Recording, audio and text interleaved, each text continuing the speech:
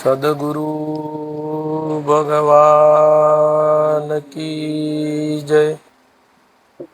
સનાતન ધર્મ કી જય.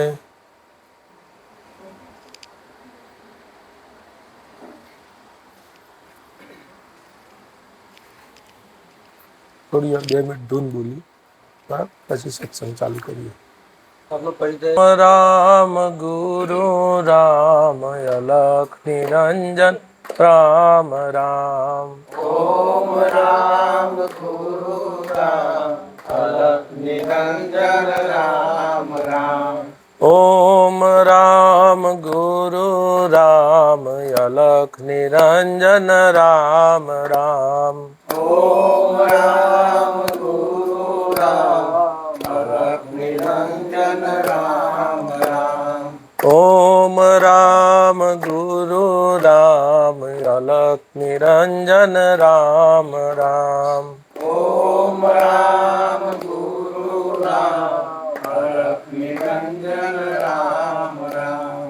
ઓમ રામ ગુરુ રામ અલખ નિરંજન રામ રામ. ઓમ રામ ગુરુ રામ અલખ નિરંજન રામ રામ.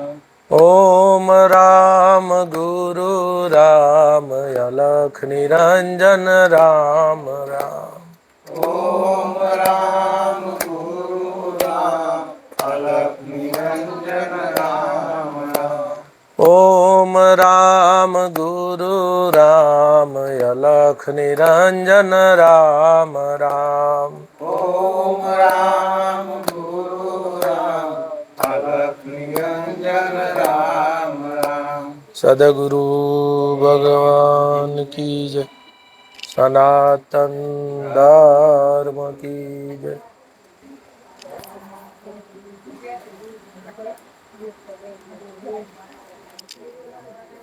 આપણે એક ફકરો ચેસંગ બાપાનો વાંચીએ.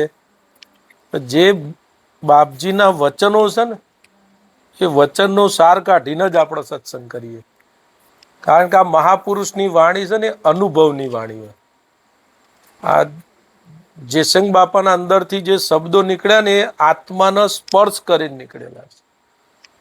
મન બુદ્ધિની કે વક્તવ્યની કે બુદ્ધિની કોઈ ચતુરાઈથી આ શબ્દો નીકળેલા નથી. પરમાત્માએ સાક્ષાત જ આ વાણી બોલેલી છે. આમ તો જેસંગ બાપાના થ્રુ એવું એ ના કહેવાય, એ પોતે જ ભગવાન હતા. એમના થ્રુ ભગવાન બોલ્યા એમ કહીએ ને તો એ ભેદ પડે. ભગવાન પોતે જ બોલેલા છે આ વચન. પણ આપણે દેહને જોઈએ ને એટલે જેસંગ બાપા લાગે, બાકી અંદરથી આત્મા જ બોલ્યો છે. અને આત્મા એ જ પરમાત્મા. એટલે બાપજીના વચનો થોડી વાર એક ફકરો વાંચી લઈએ, પછી ના પણ આપણે થોડું મનન કરીએ. હે પ્રભુ, મારી વાણી મનમાં સ્થિર થાઓ, મન વાણીમાં સ્થિર થાઓ. મારે માટે બ્રહ્મ પ્રગટ થાઓ. મને વેદ વિદ્યા પ્રાપ્ત કરનાર બનો. મારું જ્ઞાન, મારો પરિત્યાગ ન કરો. રાત દિવસ આ અધ્યયનમાં હું સંલગ્ન રહું. હું યથાર્થ બોલીશ, હું સત્ય બોલીશ. તે મારું રક્ષણ કરો. મારું અને આચાર્યનું રક્ષણ કરો. આચાર્યનું રક્ષણ કરો. શ્રીમદ જેસિંગ બાપા ગ્રંથમાળા સંપાદન કરવાનો આશ્રય હૃદય સુધી તે રહસ્યો પહોંચે અને વિચાર કરે કે શ્રીમદ જેસિંગ બાપાની અંતરદશા સાથે પોતાની અંતરદશા મેળવવા પ્રયત્નશીલ બને તે જ છે. આ વાણી પથ્થર હૃદયને પણ હચમચાવી માખણ જેવું બનાવે તેવી તાકાત ધરાવે છે. મહાપુરુષોના વાગ બાણ ત્રણેય શરીરને વીંધી નાખવા સમર્થ છે.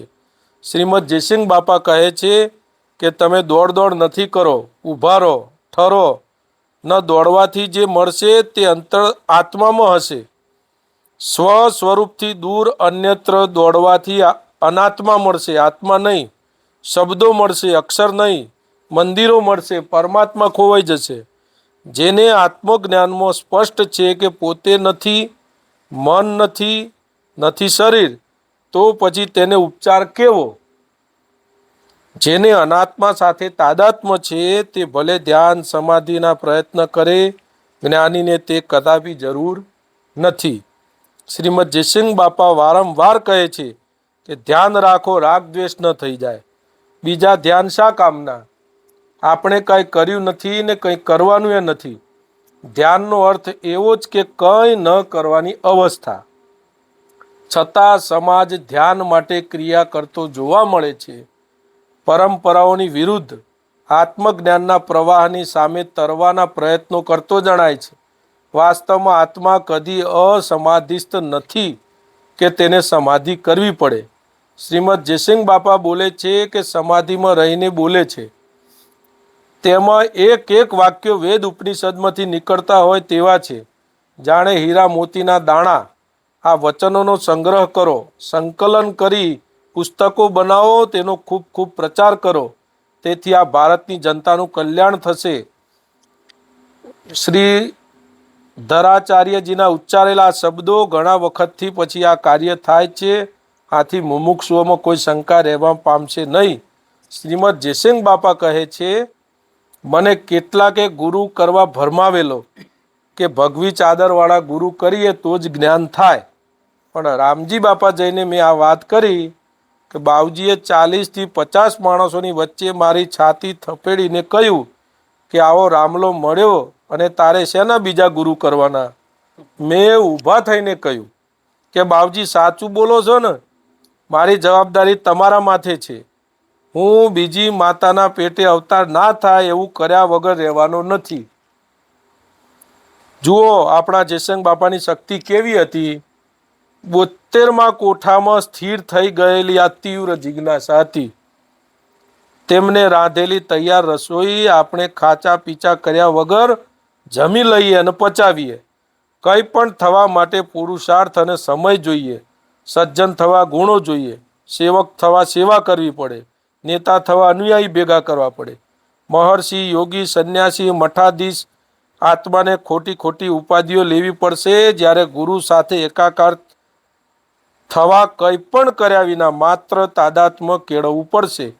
જે કંઈ પણ થવાનો પ્રયત્ન કરશે તે ભ્રમ કે ભ્રાંતિ માત્ર હરશે, પરબ્રહ્મ નહીં. બ્રહ્મ કે આત્મા તો આપણે છીએ જ. પરબ્રહ્મ થવામાં કંઈ જ કરવાની જરૂર નથી. આત્મા જાણી તેમાં માત્ર ઠરવાની જરૂર છે. આ કેવી અદ્ભુત અલૌકિક વાત શ્રીમદ જયસિંહ બાપા પોતાના અનુભવથી જણાવે છે. આમ છતાં સમાજની પ્રચલિત ભ્રાંતિ છે કે કંઈ પણ કર્યા વિના કંઈ સિદ્ધિ નથી, પ્રાપ્તિ નથી. પ્રાપ્તિ માટે કોઈ ક્રિયા કર્મ કરવા જ જોઈએ. આમ જેને ક્રિયાનું ભૂત સવાર થયું છે તેને ભગવાન જ બચાવે. આ છે ને આ બાપજી કે ભાઈ વારે ઘડીએ જયસિંહ બાપાના જેટલા બી 20 મોક્ષ માર્ગ છે ને, વારે ઘડીએ એક શબ્દ આવે, ઠરો. બરાબર? બાપજી જે ઠરવાથી એમના આત્મજ્ઞાન થયું ને બાપજીને, એટલે આપણને વારે ઘડીએ ઠરવાનું જ કહેતા હતા. પણ ઠરવાનું કોણ હશે? અસ્થિર કોણ છે? શરીર અસ્થિર છે કે મન અસ્થિર છે? મન અસ્થિર છે ને. હવે અસ્થિર મનને સ્થિર કરવું હોય શું કરવાનું?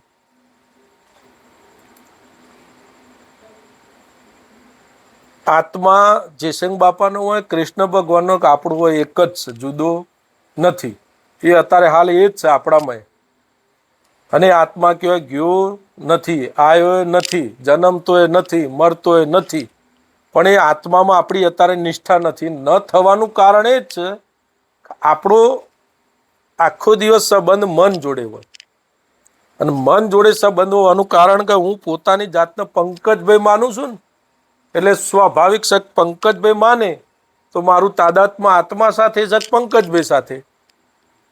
પંકજભાઈ સાથે તો પંકજભાઈ સાથે નાતો હોય ને ત્યાં સુધી મન સ્થિર થાય નહીં. હવે મન અસ્થિર થવાનું કારણ વધારે ઊંડા જઈએ ને તો ખબર પડે. 3 રીતે માણસ ફસાય છે. આત્મા દેખાવાનું ન કારણ કે મળ, વિક્ષેપ અને આવરણ. આ ત્રણ વસ્તુ દૂર થઈ જાય ને એટલે આત્મા જેવો છે એવો ચોખ્ખો દેખાય. જે સંગ બાપાને દેખાયો એટલે બાપજીએ આ વાણી કીધી કે તમે આમાં ઠરો ઠરો, વારે ઘડીએ કીધું. મળ કોને કહેવાય? કોઈ પણ જગ્યાએ આપણો મોહ થાય ને એને મળ કહેવાય. આ શરીર સાથે સુરતાએ મોહ કર્યો છે કે હું પંકજભાઈ છું. પહેલો જ મોહ શરીરનો. બીજું શરીરથી છોડીને પછી મકાનમાં મોહ થાય, આ મકાન મારું. પછી મોહ થાય કે આ છોકરા મારા. પછી મોહ આગળ વધે કે આ જમીન, દુકાન, ફેક્ટરી આ મારી. એનાથી થોડો આગળ વધે ને એટલે કે આ હગા મારા. એનાથી થોડો આગળ વધે એટલે કે આ સમાજ મારો. એમ મારા પણ ધીરે ધીરે ધીરે ધીરે ધીરે દ્રઢ થાય છે. એટલે મળ કહેવાય ને. સંતોએ શું કીધું? મળ. બીજું છે વિક્ષેપ. વિક્ષેપ કોને કહેવાય? જ્યાં સુધી વિક્ષેપ દૂર ના થાય ને ત્યાં સુધી મન સ્થિર ના થાય. હલનચલન હોય ને એટલે વિક્ષેપ કહેવાય. માન લો કે આપણે આ બધા બેઠા છીએ, કોઈ જોરથી અવાજ કરે એટલે આપણે બધાને વિક્ષેપ પડ્યો ને. એટલે આપણે ઠરેલા હતા પણ વિક્ષેપ શાનો પડ્યો? અવાજ આવ્યો એટલે આપણું ધ્યાન ક્યાં ગયું? જો અવાજ આવ્યો ત્યાં ગયું ને. એટલે અંદરથી મનને એક અવાજ કર્યો. કયો અવાજ કર્યો? ઈચ્છાનો. મને ઈચ્છા કરીને એટલે અંદરથી અવાજ આવ્યો કે મારે આ જોઈએ છે. એટલે શું થયું? વિક્ષેપ પડ્યો. વિક્ષેપ બહુ મોટો પડ્યો છે. મનને એમ મળે છે ને એમાં સંતોષ નહીં થતો. વધારે માંગ થાય છે, વધારે માંગ થાય છે, વધારે માંગ. એટલે વિક્ષેપ દૂર થતો નથી. કોઈ આ જગતમાં એવો જીવ નહીં હોય, હશે ઘણા, કે એ એવું કે ભાઈ મને જેટલું મળ્યું છે એમાં સંતોષ છે. જેટલું મળ્યું છે, જેવું મળ્યું છે એ બધામાં સંતોષ. પરિસ્થિતિમાં સંતોષ હોય નહીં. જો ભગવાન જોડે જ રહેતા હતા, સુદામા. કૃષ્ણ ભગવાનના સુદામા બે મિત્ર હતા. બંનેના આત્મીય નાતો હતો ભક્તિનો. એક ગરીબ હતા અને સુદામાનું મકાને નહોતું.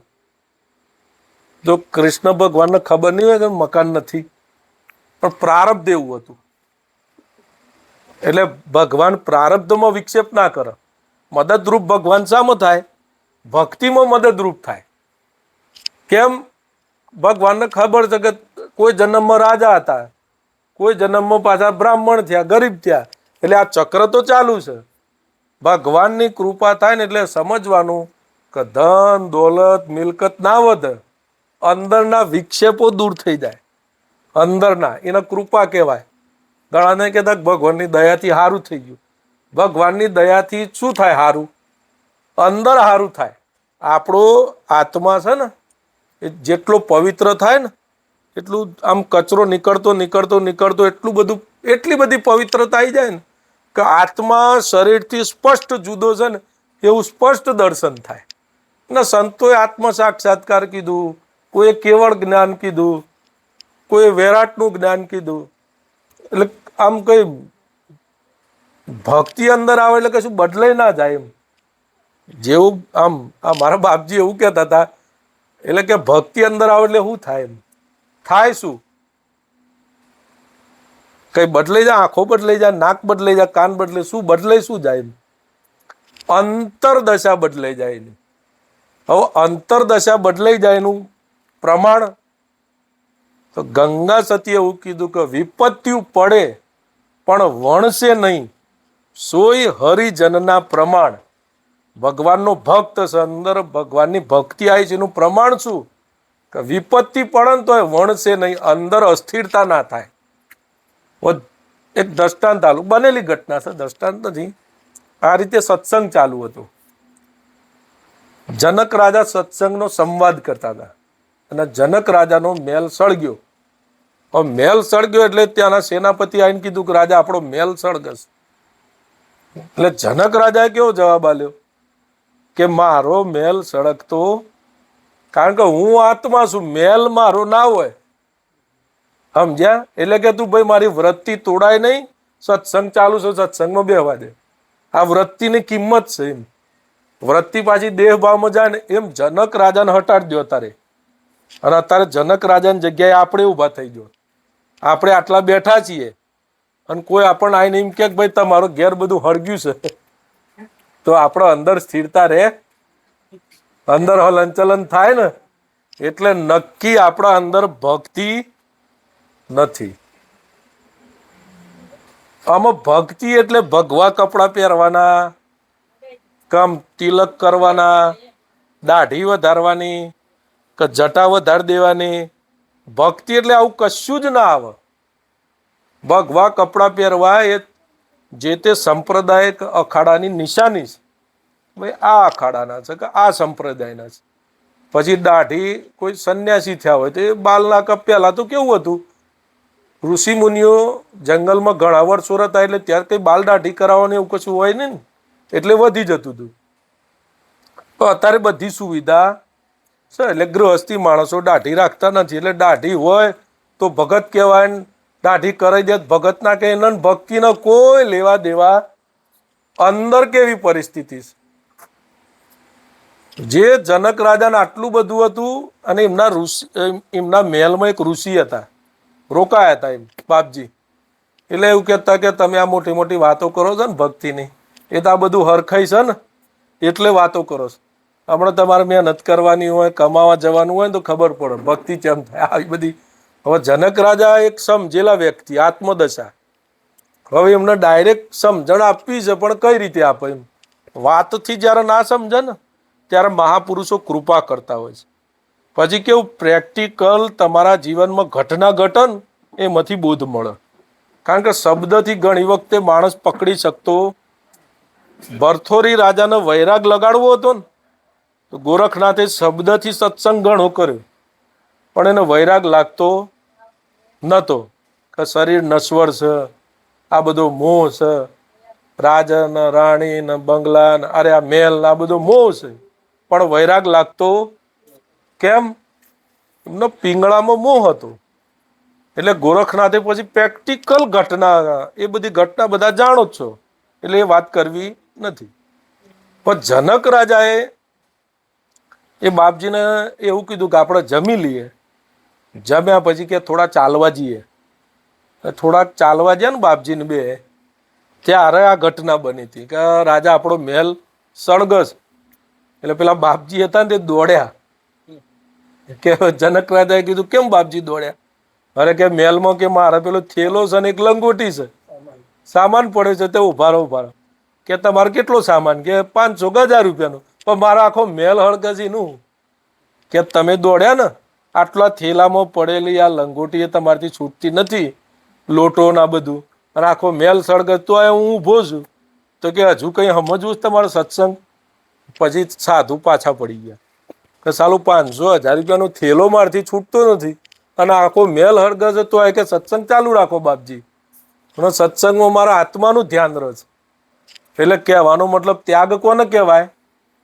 મનમાંથી તે તજાઈ જાય ને એને ત્યાગ કહેવાય. શરીર છોડીને કદાચ એક ઘર છોડીને આપણે જતા રહીએ, દાખલા તરીકે ગિરનાર, પણ ત્યાં જઈને પાછો આશ્રમ ઉભો કરીએ તો આવીને આવી દિવાલો કરવી પડે ને ઈટોની. અમારા બાપજી એમ કહેતા કે આ મેં માટલું ભર્યું છે કે પાણી પીવા માટે, તો કે ઘેર હતો આ માટલું ભરો. આનું આ જ ને કે ત્યાં કપડાં ધોવા પડે, કે અહીંયા કપડાં ધોવું છું. ત્યાં કે આ માળિયા પેલા પતરા લખે ઘેરે કે આવું તો કે મેં છોડ્યું શું? તો કે ઘેર હોત તો 2-3 છોકરા હોત, કે હોય આટલા બધા શિષ્યો છે, કે આટલા છોકરા છે, કે આટલા હાચવાના. એટલે બાપજી એવું કહેતા હતા કે આ ભક્તિ નહીં. ભક્તિ એટલે આ જયસિંહ બાપાએ જેમ કીધું કે અંતરદશા.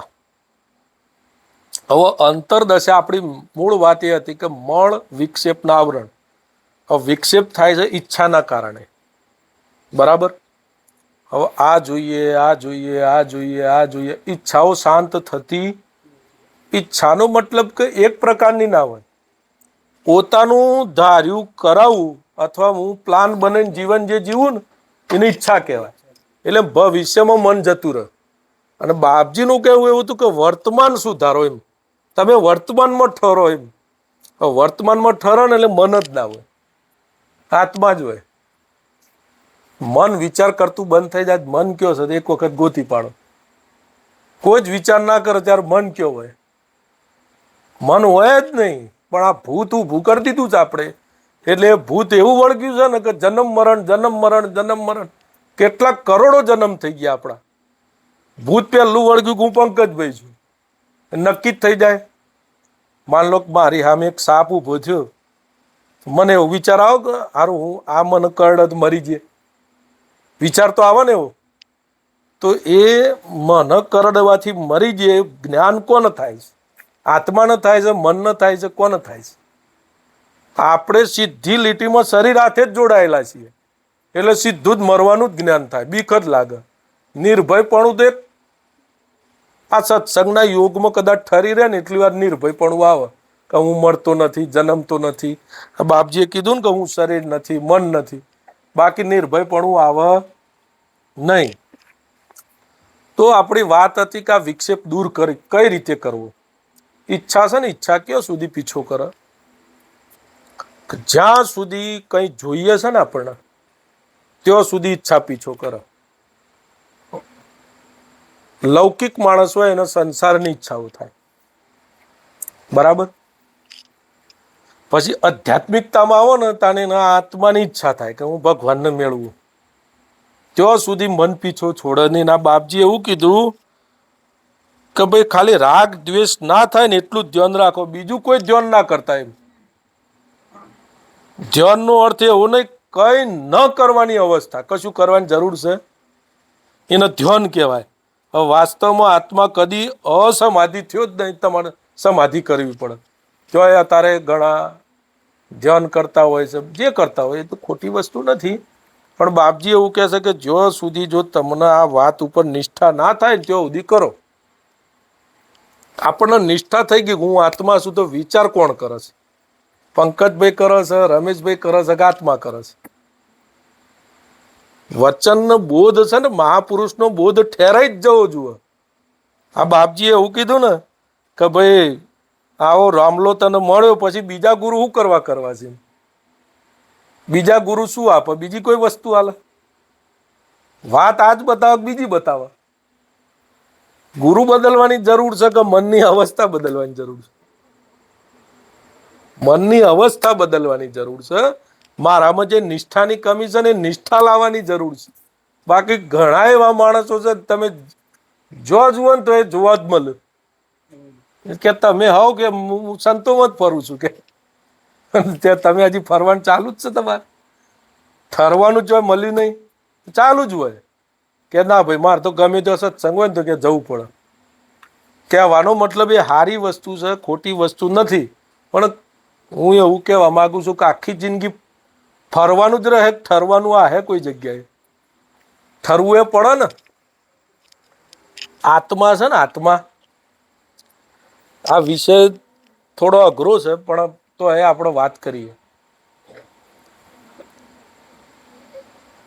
આત્મા એવી વસ્તુ છે ને કે ગુરુ મળે ને જે દિવસે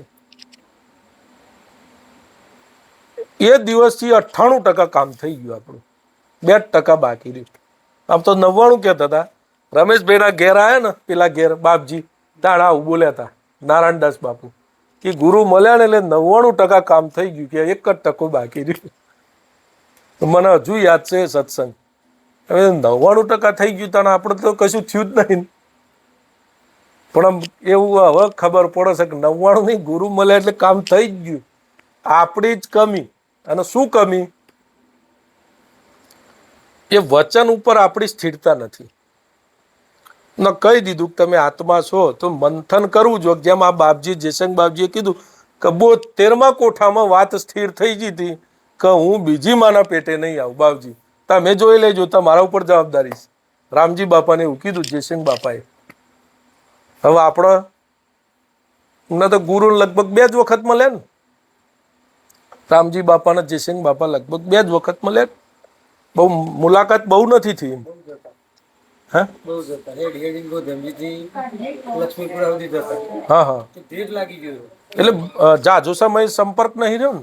કદાચ વર્ષો સુધી 6 મહિના રહ્યો ને પણ 6 મહિના તેઓ હેડ જ કરતા હવે 6 મહિના સંપર્ક રાતી હેડતા ના તો બાપુ હોતા હેડ હવે 6 મહિનામાં જો એમનામાં આ શક્તિ જાગૃત થઈ ગઈ આત્મશક્તિ આપણને તો ખરેખર સંતોનો સંગ કેટલા વર્ષ મળ્યો આ જે સંતોનો તો મળ્યો ને એટલો એનથી વધારે હવે જેસંગ બાપાને તો 6 મહિના મળ્યો પણ બાપજીએ સમાજને કેટલા વર્ષ આલ્યા ઘણા વર્ષ આલ્યા તો આ કેવું છે બીજ વાઈને ગયા મહાપુરુષો આ બીજ કહેવાય આમાંથી કેટલાય જીવો તરી જવાના કારણ કે એમના હવે બાપજીના શરીર નહીં હોય ને તો હવે આમાંથી લઈ લેવાનું એ લઈ જ લેવાના હા એવું ગીત જાય પણ કેવું આ ખુલ્લો મોક્ષ દ્વાર છે આમાંથી જે લે ને એનું કહેવાય એના માટે એવું જરૂરી નહીં કે બાપજીનું શરીર હોય તો જ થાય કામ આ પ્રગટ જ ભગવાન કહેવાય આ પુસ્તક નહીં અને પુસ્તક જોઈએ ને તો પુસ્તક લાગે પણ આ પ્રગટ ભગવાન છે એવું વિશ્વાસ આવે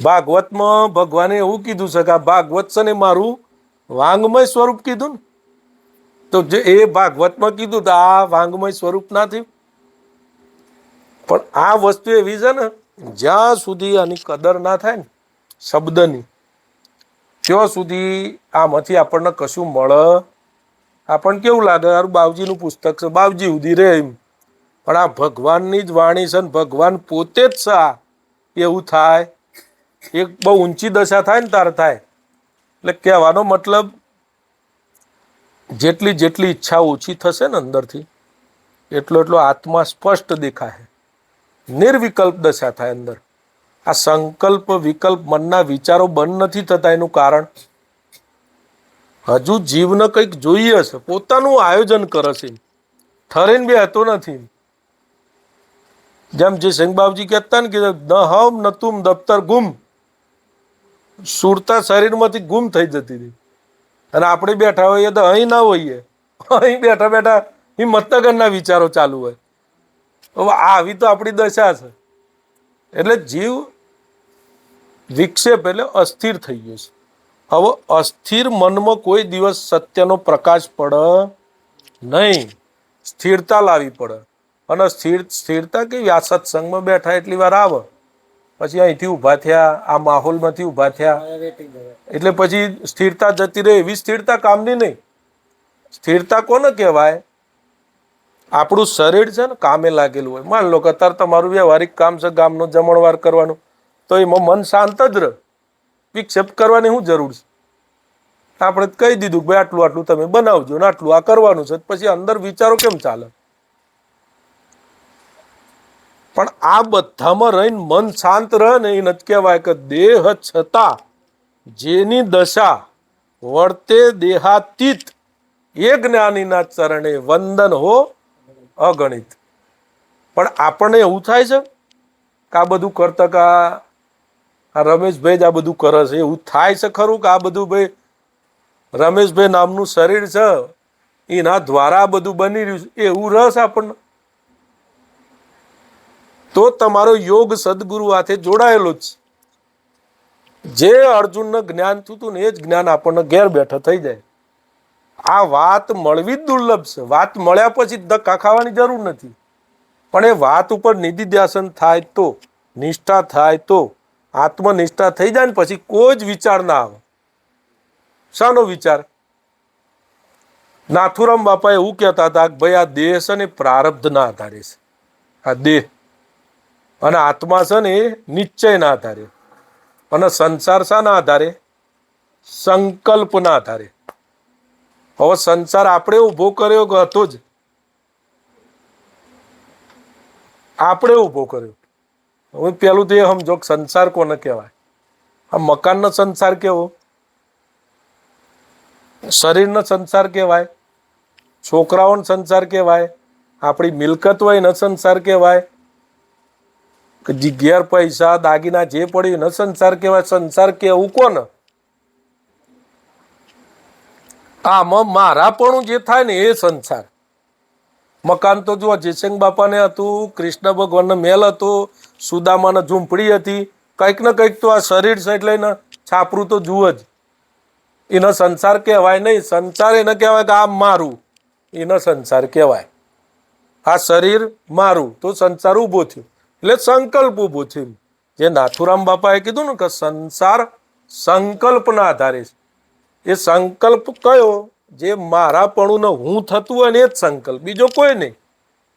બાકી આ બધી જ વ્યવહારિક વ્યવસ્થા છે, આ જરૂરી છે. વરસાદ આવતો હોય કે બહાર ના ઊભું થઈ જવાય, આ તો સંસાર છે. એ નહીં, આમાં જે મારાપણું થાય ને એ સંસાર. પેલા આપણે વાત થઈ ને કે ભાઈ કોઈ કશું છોડતું નથી, ઘર છોડીને જતો આશ્રમ કરે છે, બધું વાત તો હરખી જ છે, પણ એમાં મારાપણું ના હોય. નહીં તો અત્યારે ઘણા પેપરમાં નહીં આવતું અંદર અંદર બાવા લડે છે, આશ્રમ મારો. એવું થયું. તમે ઘર છોડ્યું પણ મનમાંથી ના છોડ્યું ને. નહીં તો ઘર છોડીને ભગવા ધારણ કરે ને હજી પાછા આશ્રમ કાજી લડવાનું. તો મૂકી દે, હા ભાઈ તમે રાખો, જેનો મોહ હોય એ રાખ. એ તો ગમે ત્યાં જઈને ભજન જ કરવું છે, ગમે ત્યાં જઈને ના કરે. પણ અંદરથી છૂટતું આ કરોડોની સંપત્તિ છે ને, આશ્રમ છે ને, આ મિલકત છે ને, આ મઠ છે ને, લડન પછી આ લડે તો વાંધો નહીં, પણ એ પોતે વિચાર નહીં કરતા કે અમે ઘર છોડ્યું, ત્યાગી થયા, ભગવા લુગડા પહેર્યા, તો આ ઝઘડા તો ઉભા રહ્યા. સમાજ છે ને બોળો છે, એટલે સાધુઓનો સ્વીકાર કરી લે છે. સમજુ માણસ હોય ને, સમજુ કે બાપજી આ તમારે જ લડવાનું મટ્યું નહીં, તમે સમાજનું શું જ્ઞાન આલ્યો? તમારે કશું છૂટતું જ નથી, તો તમે સમાજને જ્ઞાન શું આપશો? એમ ભગવો તો ત્યાગની નિશાની છે ને, કે ભાઈ ત્યાગ. નિષ્કુળાનંદ બાપજી થઈ ગયા સ્વામિનારાયણ સંપ્રદાયમાં, એમને એક ભજન બનાવ્યું છે કે ત્યાગ ન ટકે વૈરાગ વિના, કરો કોટી ઉપાયજી. ત્યાગ છે ને વૈરાગ વગર ટકશે જ નહીં. ગમે ત્યારે માણસ 1 લાખનું દાન આલો માણસ, પણ 20 રૂપિયા માટે રિક્ષાવાળાથી બબલ કઈ નાખે, તે ટક્યો નહીં ને ત્યાગ. તે ઘડીએ કેવું છે, સ્થાનિક વૈરાગ આવ્યો હોય, કોઈ બાપજીનું વચન લાગી ગયું એટલે થોડી વાર માટે વૈરાગ આવો ને, આપણે 50,000 લખી દો ભાઈ, ક્ષણિક વૈરાગ આવો. એ જ વ્યક્તિ 20 રૂપિયા કાજી પાછો રિક્ષાવાળાથી લડતો હોય. એટલે વૈરાગ ટક્યો ના ટકે. આ તો સતત ટકી રહેવો જોઈએ, કાયમ. શરીર છૂટન ત્યો સુધી વૈરાગ રહેવો જોઈએ. આ તો બીમાર હોય ને પડે કે આપણા ખેતરમાં પેલો ભાઈ કહી ગયો છે કોઈ કોટા મારસ, તાર પાછું છેલ્લા મગજમાં આવી જાય. તો એવું ના થવું જોઈએ. જીવન એવું જીવન કે અહીંથી જવાનું છે, એમ કૃષ્ણ ભગવાન જેવું. સોનાની દ્વારિકા જો એમને બતાવ્યું ને કે જુઓ ડૂબીજી ત્યારે એ હસતા હતા, બોલો. એમના ભાઈ કુટુંબ ને બધા રોતા હતા. જેમ અત્યારની ભાષામાં કહીએ તો આપણું મકાન ક્યાંક રોડ ઉપર હોય ને પેલા નગરપાલિકા વાળા આવીને તોડી નાખે, ડૂબીજી જ કહેવાય ને. તો આપણને કેવું દુઃખ થાય. કોઈ સમજુ માણસ હોય તો રાજી થાય કે લ્યો રોડ પોળો છે ને બધી વસ્તી હોય થઈને જાય. અને જો મોહ હોય તો હારું હમણાં જ લીધું હતું 50 લાખમાં કે હારું જતું રહ્યું. મોહ હોય તો એવું થાય ને, આત્માની દશા ના આવે એટલે મોહ છે ને રોવડાવે જ. ભગવાન હસ્યા ને બીજા રોયા, બલભદ્ર એમના ભાઈ ને બધા. કૃષ્ણ ભગવાને સ્પષ્ટ સંદેશ આપ્યો કે આપણે 2 જન્મ્યા ત્યારે કે કશું લાયા હતા કે ના, કે સોનાની દ્વારિકા હતી એ વખતે કે ના, તો કે આ ક્યારે આવી? વચ્ચે આવી. આપણે જશું ત્યારે કે કશું લઈ જવાના કે ના, કે વચ્ચે આવીને વચ્ચે જઈ એમાં શું વિલાપ કરો છો? કે સીધો જ યોગ હતો ને. એ વ્યક્તિના ગ્રંથો, મહાપુરુષના ગ્રંથો અત્યારે આપણે ગીતા તરીકે વાંચીએ છીએ ને, હવે એની એ જ વાત આપણા હગાવાળા કુટુંબવાળા કરતા હતા. આપણે હવે ભળીએ ભાઈ તું રવા દે, તું રવા દે ભાઈ, તું રવા દે, એ તો ભગવાન હતા, તું રવા દે. કે કેમ? વાત તો એ સાચી જ કરો છો ને, પણ આપણે કેમ સાંભળતા નથી? એના આચરણમાં નથી. એની એ જ વાત આપણે કરી રહ્યા છીએ, પણ આપણી વાત કોઈ સાંભળવા તૈયાર કેમ? કે આપણા આચરણમાં નથી. એમ કોઈ સંત સાધુ સત્સંગ કરતા હોય, ગમે તે કરતા હોય, પણ ઘણા માણસો ને કે બાપજી બોલતા હતા પણ કોઈ મજા ના આવી. કેમ ના આવી? ખાલી વક્તવ્ય કરવાથી કોઈનો આત્મા ઠરતો નથી. ના તમારો ઠરે ન હો મલ્યાનો ઠરે. જો તમારામાં આચરણ હશે ને તો તમે કશું જ નહીં બોલો ને, ખાલી વાઇબ્રેશનમાં બેસો ને, એવા કોઈ સંત હોય ના તો મન ઠરી જાય આપણું. એમનું ઠરેલું હોય ને તો તમને ખબર પડવા મળશે કે આમનું મન ઠરેલું છે. કેમ? અગ્નિ જોડે જાઓ ને એટલે તમારે કહેવું ના પડે, એનો તાપ અડ જ ખબર જ પડે કે હા અહીં કંઈક સુગંધી જેવું સજ આપણું મન સ્થિર થવાનું ચાલુ થઈ જાય. વધારે પાવર હોય કોઈની અંદર, પૂર્ણ આત્મદશા હોય, તો એના જોડે બે હવાથી જ સમાધિ લાગી જાય. આપણને આત્માનો બોધ થવા મળે, શરીરનું સ્મરણ અથવા શરીરનો બોધ વિસરવા મળીએ આપણે, હું એ આત્મા છું. પણ એ ક્યારે વધારે પડતું નજીક રહો ને કોઈ મહાપુરુષનો સંતોના, ત્યારે આ બને, એકદમ બનતું નથી. એટલે આપણા સત્સંગની વાત હતી, મળ વિક્ષેપના આવરણ આટલું દૂર થાય ને તો તમારો આત્મા છે એ જ પરમાત્મા છે, એ જ જયસિંહ બાપાનો આત્મા છે. હવે મળ વિક્ષેપ આવરણ દૂર આપણે કરવું પડે, ગુરુ ના કરે. મકાનનો ઉપયોગ કરાય, એને સારામાં સારું બનાવાય, પણ એમાં મારાપણું કરવું ને એ આપણી ભૂલ. એટલે વાત એટલા અધૂરી રહી કે સંકલ્પ થાય એને સંસાર કહેવાય. નાથુરામ બાપાએ કીધું ને, દેહ પ્રારબ્ધના આધારે, સંસાર સંકલ્પના આધારે. જો ગાડી 5 લાખની ભગવાનની વ્યવસ્થા લે તો એટલી લાવવાની, વધારે પૈસા તો 20 લાખની લાવો, પણ ગાડી બહાર હારી, એમ અંદર જતી રહેતો. અંદર જાય તો તમે ચિત્તમાં સંકલ્પ ઉભો કર્યો ને કે આ મારાપણું થયું ને, એને કોઈ છોકરું આવીને લીટો કરીને જતું રહે તો અઠવાડિયા સુધીમાં ડાઘ પડી જાય. હારા છોકરા બદમાશ છે કે મારી ગાડીને લીટો પાડીને જતા રહે. એ ત્યાં લીટો પડે ને એવું અહીં પડે પાછો, કારણ કે એટેચમેન્ટ છે ને આપણું. એટલે કહેવાનો મતલબ કે સંકલ્પના આધારે સંસાર, સંકલ્પ જ નહીં થવા દેવાનું. પરમાત્માનું જ છે. જે સિંહ બાપા એવું કહેતા કે આખું વિશ્વ પરમાત્માનું છે, તો વિશ્વમાં આપણે ના આવી ગયા. હવે દેહ પ્રારબ્ધના આધારે, આ દેહ પ્રારબ્ધ એટલે પ્રારબ્ધ શાસ્ત્રીય શબ્દ છે. દેહ છે ને નસીબ, આપણું પૂર્વનું કર્મ, એના આધારે આ બની ગયું. બરાબર. હવે આ શરીર સાજું થાય, માંદું થાય, એમાં આપણને રાગ દ્વેષ થતો હોય ને, રાગ દ્વેષ પાછો બહાર થાય એવું નહીં, અહીંયા થાય. શરીર અત્યારે સાજું છે, તંદુરસ્ત છે, એટલે આપણને રાગ છે. આ જ શરીરને મેલેરિયા થઈ જાય તો ગમે છે કોઈને? તે અણગમો થાય એ દ્વેષ ના થયો? તો આ રાગ ને દ્વેષ તો ઊભો જ છે. કોઈને એવું થાય છે કે ભલે મેલેરિયા છે તો રવા દો મેલેરિયા, પણ એમાંથી ઝટ બહાર આવવાની કોશિશ કરે છે ને માણસ, દવા કરાવી દો હરખી એટલે સારું થઈ જાય. જે સારું થવાની ભાવના છે રાગ છે. એ કેમ એવો રાગ થાય છે કે મન આ શરીરથી સુખ લેવા માંગે છે. આજે સિંહ બાપાને કેન્સર થયું હતું, તે બાપજીએ એવું કીધું કે સારું મટી જાય તો સારું, અને એવું કીધું કે થઈ જાય તો સારું, અને આમ રહી જાય કશું બોલ્યા. જે કે આ ભાઈ કરમ છે. લોકો એવું કહેતા હતા, જે નજીક રહેતા હતા, કે બાપજી જીવડો પેલો પડી જતો તે લઈને મૂકી દેતા, ભાઈ ખાવા દે. હા, કેમ?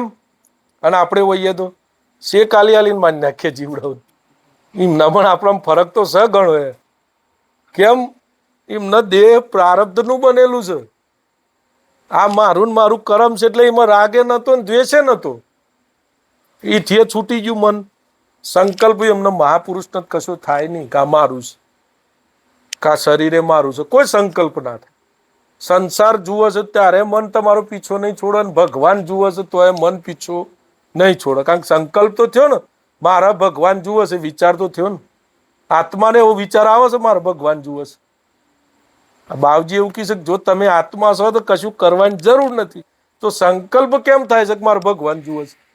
અંદર બેઠો ભગવાન છે, એને કયો બીજો ભગવાન જુએ છે?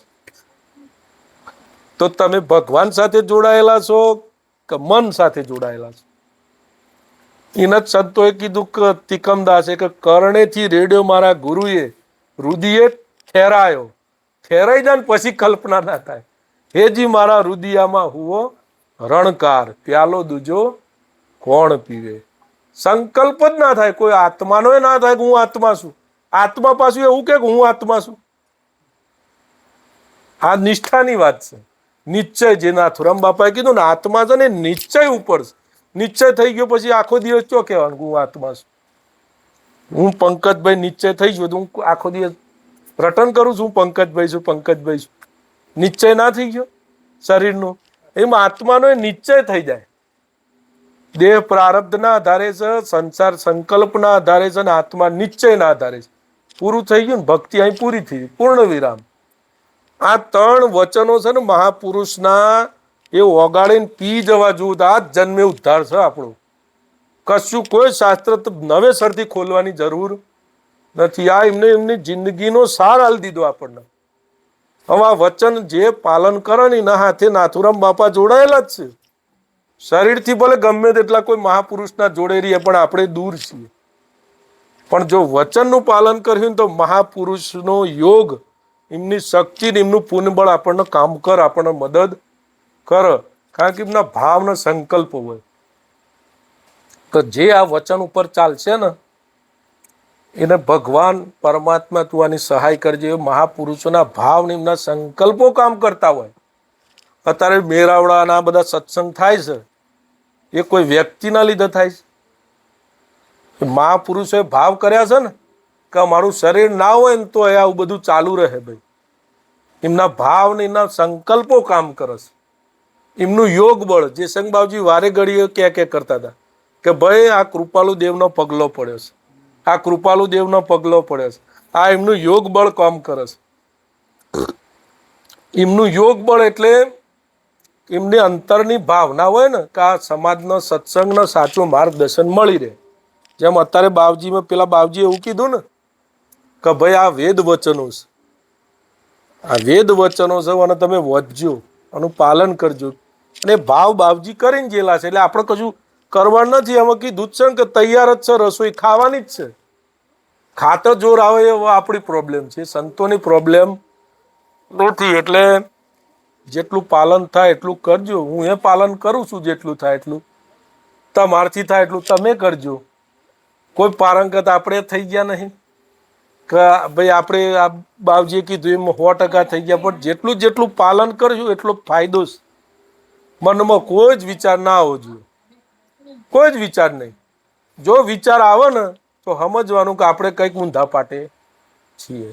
સંકલ્પના આધારે જ સંસાર, સંકલ્પ ના થવો જોઈએ. અહીંથી તમે હિંમતનગર જઈને ખરીદી કરીને અહીં આવો ને ત્યાં સુધી વિચાર ના થવો જોઈએ. જે વસ્તુ લેવાની છે એ લઈ લીધી ને પૈસા આલી દીધા ને ખિસ્સામાં મૂકી દીધી, પછી આનો વિચાર. પણ એ વસ્તુ લીધા પછી વિચાર આવો, સાલું 1400 રૂપિયાની વસ્તુ હતી ને, આજે હું 1200 લઈ આવ્યો. રસ્તામાં વિચારો ચાલુ હોય. કેમ? ફાયદો થયો ને 200 રૂપિયાનો. અને નુકસાન થયો, કોકને ફોન કર્યો હોય તો પેલો પંપ લાવ્યા હતા કેટલાનો, એ 700 રૂપિયા, ગામમાં 500માં તો હોય મળતો હતો. તો પાછા બીજા વિચારો ચાલતો, એટલે આ 200 રૂપિયા પેલો વધારે લઈ ગયો. ગાડી લઈને આવતા હોય ને તો વિચારો આપણો પીછો છોડે. અને સમજુ માણસ હોય, જ્ઞાની પુરુષ હોય, કેવું વિચારે કે મારા ગયા જન્મનું એને 200 રૂપિયા લેનદેન હતું, એ પૂરું થઈ ગયું. એટલે વિચાર તો જ પૂરો થઈ જાય. એટલે આત્માના આગળ આવરણ ના આવે. મળ વિક્ષેપના આવરણ જે આપણે કહીએ છીએ ને, જેટલા વિચારો કરશું ને એટલું આવરણ વધવાનું, એટલી શક્તિ ખલાસ થઈ જાય. અને આખો દિવસ બોલો તમે કશું કર્યા વગર, મહેનત કર્યા વગર બેહી જ રહેજો, ખાલી વિચારો જ કરજો. તો છેલ્લે રાતે માણસ એવું કહે કે આજે થાક બહુ લાગ્યો, કશું કામ નહીં કર્યું તો થાક લાગ્યો. વિચારો કરવાથી ઉર્જા ખલાસ થઈ જાય. અને એક વ્યક્તિ એવો છે બળવાન, હનુમાનજીને હતા ને, એ બળવાન કેમ બતાયા? કોઈ સંકલ્પ જ નતો એમનો. નિસંકલ્પ દશાઓને બળવાન હોય એમ, ઉર્જા ખૂબ હોય એમ, એની નિષ્ઠા કોઈ ડગાઈ ના હકે એમ. અને વિચારો અને કલ્પનાઓ જેને ચાલતી હોય ને, એના શરીરની શક્તિ તો જવા દો, અંદર આત્મીય શક્તિથી તો બહુ દૂર કહેવાય. વિચારો નબળા થઈ જાય, ગભરાય, વાતમાં ચિંતાઓ થાય, આ બધો થઈ જાય માણસ.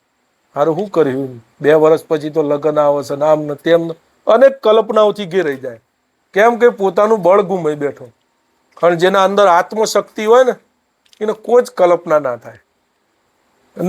જો પ્રમાણ આલું, એક નરસિંહ મહેતાના અંદર આત્મશક્તિ હે ને, આખું ગામ નોતર્યું હતું, 1500 માણસ.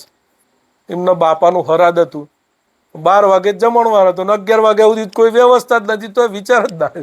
અને આપણે તો વર્ષ પહેલા વિચારો ચાલુ થઈ જાય, આટલા દાગીના લેવા પડી, આટલું આમ કરી લે. ભાઈ આપણી દશા કેવી? આપણે આત્માના નજીક છીએ. કૃષ્ણ એટલે આત્મા કહેવાય. આપણે આત્માના નજીક છીએ. એમની દશા તો જુઓ, 1 કલાક પહેલા કોઈ વિચાર નહીં અને કમ્પ્લીટ 12 વાગ્યા એટલે બોલો બધું થઈ ગયું. એટલે એક તો કવિની રચના છે, પણ કહેવાનો મતલબ કે 12 વાગ્યાનો મતલબ સમજવાની એ જરૂર છે કે તમે કોઈ જ કલ્પના નહીં કરો ને તો વ્યવસ્થા ઓટોમેટિક થાય. એવું નથી કે આપણા કરવાથી જ થાય છે. હજુ આપણો જીવ ભાવ છે ને એટલે આપણને એવું થાય કે મારા કરવા જ થાય છે. હા, કોઈ જ કલ્પના નહીં કરવાની. એ જો નરસિંહ મહેતાની એવી સ્થિતિ થઈ તો અત્યારે વિચાર ન કરીએ આપણે તો આપણી સ્થિતિ નરસિંહ મહેતા જેવી ના કહેવાય. પણ આપણે કેવું બાનું કેવું કાઢવાનું, ભાઈ એ તો બધા નરસિંહ મહેતાને થઈ ગયા, આપણે જ ના થાય. પણ મનને ઠરવવાનું છે, એમાં અત્યારે શું જોરાવે છે? મન એક જગ્યાએ સ્થિર જ કરી દેવાનું છે. એમાં પહેલા ને અત્યાર ને પછી ને એવો કોઈ પ્રશ્ન ખરો? કોઈ જ પ્રશ્ન નહીં. પણ કેવું અંદરથી મન છે ને, આ મન આપણને ક્ષેત્ર છે. કાતારાથી ના થાય, આ તો મીરાબાઈથી જ થાય, આ નરસિંહ મહેતાથી જ થાય, આ તો જે શંકબાવજીને એવા કરે. આપણને મન નબળાઈ બતાવે. જો સંતોના સોબતમાં રહીએ ને એ મન પાછું ડાયું થઈ જાય. આ તારાથી જ થશે, આ તું જ કરી શકે, તું પોતે જ બ્રહ્મ છે, આવા વિચારો હાલે. સંતો જોડે બે હતો અને એવા માણસો જોડે બે હતો. એ તો બધા બાવજીઓ તો અહીંયા તો બધા લોકો હાલી જતા હોય, પણ તું કર તારું. નબળા વિચારો હાલે. સમાજમાં એવાય માણસો છે ને નબળા વિચારો હાલે, એટલે ગભરાઈ જાય માણસ, આત્મશક્તિ ખોઈ બે, વિશ્વાસ જતો રહે. ના ના, વાત સાચી છો તમારી, પેલાની વાતનું સમર્થન હાલ દે. નરસિંહ મહેતાને શીખવાડવા વાળા નહીં મળ્યા હોય, આપણને મળ્યા એવા એમને નહીં મળ્યા હોય કે આ બધું કરવાથી કશું ના થાય, મજૂરી કરો ને કોઈ નહીં હાલે. પણ કેવું થયું એમને એમ ને, મતલબ કે મજૂરી ના કરવી એ વાત નથી, ભગવાન ઉપર ભરોસો રાખીને મજૂરી કરાય એમ. એટલે હવે સત્સંગ આટલું રાખીએ. વાત તો ઘણી છે, લાંબી કરવી હોય તો આટલો બહુ થઈ ગયો ને. હું તો સાર આલી દીધો વાતનો. સાર આટલો જ છે. પછીનો જેટલો વિસ્તાર કરવો હોય, યોગની વાત કરવી હોય, ધ્યાનની વાત કરવી હોય, નિષ્કામ કર્મ યોગની વાત કરવી હોય, હઠ યોગની વાત કરવી હોય, લય યોગની વાત કરવી હોય. હઠ યોગ એટલે આ શ્વાસ જે ચાલે છે આપણું કીધું કરે છે, એની હઠ છે ને કે હું બંધ નહીં થવું. એના ઉપર તમે હઠીલા થઈ જાઓ ને, ધ્યાન રાખવાનું, એને હઠ યોગ કહેવાય. કોઈ પેલો હઠ યોગ નહીં, આ ધૂણી તાપણી કરવી નહીં, એવું બધું નહીં. પણ એ બધી કરવાની જરૂર નથી, આપણને ચોખ્ખું ગીત મળી ગયું છે. હા, એટલે બાવજીએ ના પાડી કે બીજું કોઈ ધ્યાન કરવાની કશી જરૂર નથી. સદગુરુ ભગવાન કી જય, સનાતન ધર્મ કી જય.